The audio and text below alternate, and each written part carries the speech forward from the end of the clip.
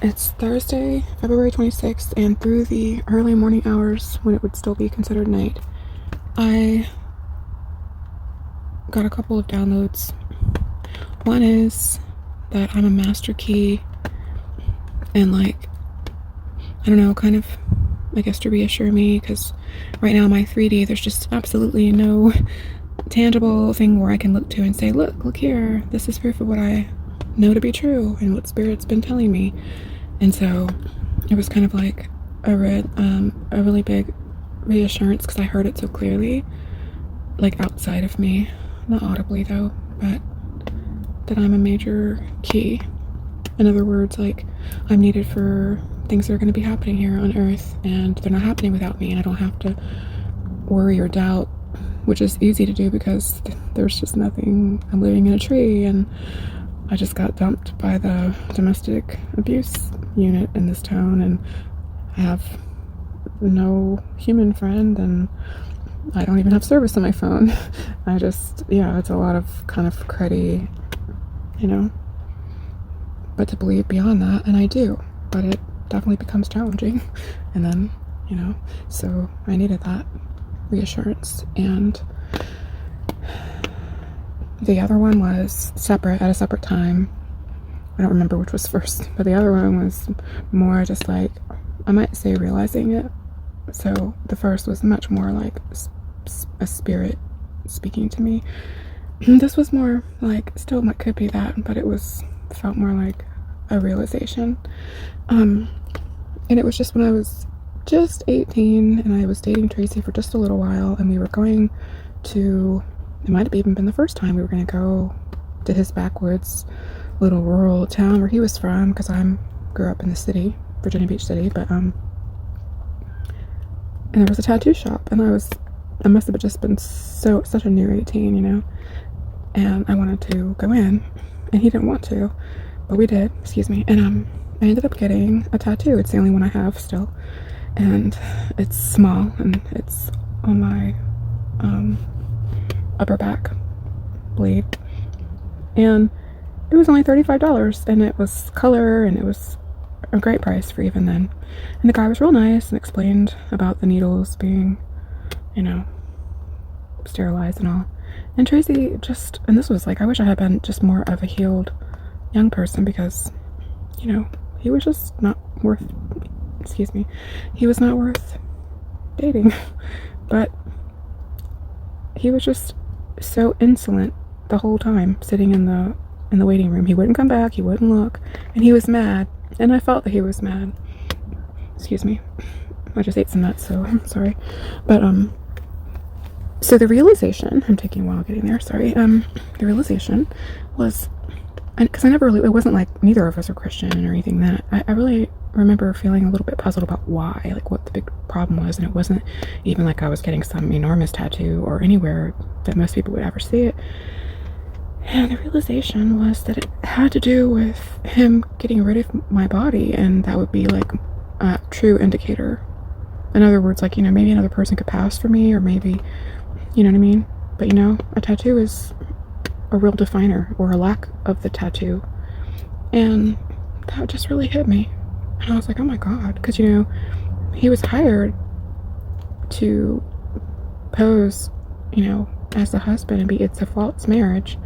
Married in the Mormon church, not in the Mormon temple, because I was pregnant, and he wasn't a Mormon. So it was very out of the box, but it was all fake, and I didn't know it. So now, almost 30 years later, and so that makes so much more sense, because, like, honestly, he was supposed to take me out a long time ago, and I believe he tried. I know I've been poisoned. I know I've been poisoned in jail and at karaoke clubs and stuff in the recent 2 years. Before I was out here in this further away town, when I was still living with my mom and stuff, I know I was poisoned. And then spirits told me I was poisoned by Jaleesa and Tracy, and maybe even more family that I lived with in the regular house, all these years with the kids and stuff. But I think that maybe he was supposed to have me taken out, like, I don't know, maybe by 26, or I don't know. it goes hand in hand with whatever money I was due to get through inheritance that I still only know about from intuition and premonition, downloads from spirit, nothing in the 3D. Some kind of inheritance that he's been taking instead through a false power of attorney, claiming some kind of probably mental incompetence or something, and that he's my caregiver, which is crazy because I have literally waited on that man hand and foot all these years that we've been married because of teachings about like women, kind of like the woman's place is to cook and clean, and just me becoming more and more of a fanatical Christian and being in circles where the women, ground their own grain and made their own bread and sew their own clothes and yada yada yada. And so, I mean, if anyone's been anyone's caregiver, I've certainly been his. He didn't work for the last 12 years that we were still living together. He had retired at 38 with the Navy, and I operated a small soap business during that time that he was not employed, and he really had a hard time finding employment when I had filed for divorce and stuff 3 years ago. As I have had a hard time finding employment. That's more in line with the government. But anyway, I felt like that was a pretty interesting little tidbit to come to understand why he had minded me getting a tattoo. And it makes sense. It makes a lot of sense. Channeled message, a song. We're moving on up to the east side. We finally got a piece of the pie. It's probably been more than 20 years since I've heard that song or watched that show, and that song just came into my head as I was laying here. It's too early to go to sleep, but I'm just laying here in my sleeping bag, just laid back, and that song came to me, and that's definitely a channel message. I'm like, okay, I'm finally moving on up, huh? Again, a piece of the pie, huh? Those are just confirmations. It's Friday, February 27th. It's early in the morning. Early enough, it's like 8 something. Anyway, through the early hours of this morning when it was still very dark, I had a series of visions that were the kind that I always wish they just were a little bit brighter, because they're somewhat hard to distinguish, but they kept changing, and it's just almost, it really is, it's like watching one of those old, like more of an old-fashioned cartoon, but it just reminded me almost of the one, what is it called, where the hippos dance, that one that's more of a musical, a silent cartoon, like that, the way the images just change, like you're looking at it and it becomes something else. It kind of like folds in over itself and it becomes something else. It was very much like that. And there were definitely different like creatures and stuff, not necessarily any that I could really distinguish, like things that looked different than things I'd ever seen. And then bigger, where I could see it better, there were several times, at least probably 5 times, what looked like a clock, except it didn't have numbers. It didn't even have Roman numerals. It definitely had something else where the numbers should be. But I felt like the message was overall, with some of the scenes reminded me of a vision I had where there was like a house and a dog like in the pool or in a pond at the house, and I already had uploaded about that, but where a heart came into the picture and the heart grew bigger, and to me the message was happy home. Some of these messages were similar, like I feel like maybe there were dolphins or something that looked happy and kind of like anticipating, but with the clocks, and then the clocks were focused in.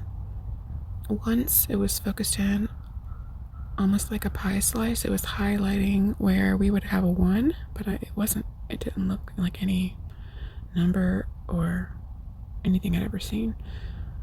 But I feel like the overall message was just to confirm to me like things are coming along. I want to say it's time, but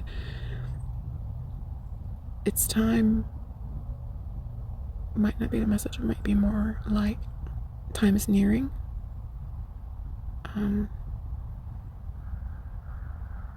And last night I had been saying to my spirit guides, like, I'm believing in this stuff, but I'm not seeing anything to show me. And I put my faith in the wrong thing for so long with the Bible, and prayed and hoped and just hoped and hoped for years, and definitely had the faith that it said, if you had faith to move mountains, that you could. And I don't want to be, I miss my kids. And it dawned on me last night that it's been almost 8 months since I've seen them. And then I only saw them once, and then I was in jail before that for 4 months. And then before that, I was living with my mom and just constantly dealing with things like the car needing extensive work, and financial things, because he wasn't giving me any money. And so it was kind of like I was asking for confirmation, and then I got it. And I had even said, "Are y'all gonna show me a vision tonight?" Even though I've said that before, and then that hasn't happened. So it's certainly not because I said that, but I feel that maybe they knew that I needed a little bit more, another confirmation that even though it looks this very bleak and unhopeful way, that everything is okay, and the spirit world is working on things. And I've just asked to be shown if there's something more I'm supposed to do. I do know that even listening to some of my older recordings where I was actively fighting in the courts, how negatively it was going. And I was reminded of that last night when I listened to one of my old recordings, that this just doesn't seem to be, I'm not convinced that I should try to take back up a court battle to try to get my kids back. It seems like the system is so corrupt, and that's exactly what I was saying on the audio that I listened to last night. You're dealing with really a lot, and I'm not saying all, but a lot of crooked officials, even my lawyer that I was paying a ton of money for. She was not court appointed or something, and I don't think that I'm supposed to take those human means back up to get something going. And I feel that this was a confirmation to just kind of keep believing, and I know that I'm manifesting, which is why I want to be believing in the right thing. So I'm just making note of those visions.